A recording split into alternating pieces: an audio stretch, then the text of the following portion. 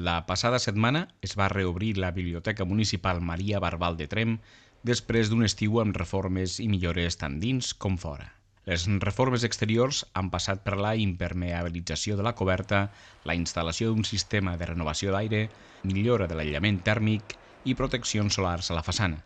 També ha suposat internament un canvi de funcionalitat. Un servei com és el préstec interbibliotecari, quan vam obrir no existia. Les biblioteques havíem de tenir més fons a disposició dels usuaris i ara mateix tenim un servei de préstec interbibliotecari entre totes les biblioteques públiques de Catalunya que ens permet no tenir tant fons. El que era el nostre magatzem s'ha transformat en una sala polivalent que ens permet jugar amb els diferents espais de la biblioteca. Això millorarà també la confortabilitat de tots dos grups, els que venen a llegir llibres i els que venen a fer el club de lectura i poden parlar i comentar. La Biblioteca de Tremp ha guanyat en millora energètica, aprofitament d'espais i accessibilitat, amb una porta automàtica preparada per a persones amb mobilitat reduïda.